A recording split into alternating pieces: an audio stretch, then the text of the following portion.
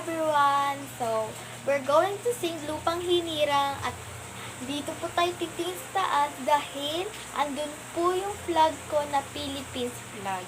At karaoke po to at kakanta po ako ng Lupang Hinirang dahil assignment po namin to. Makinig po tayo.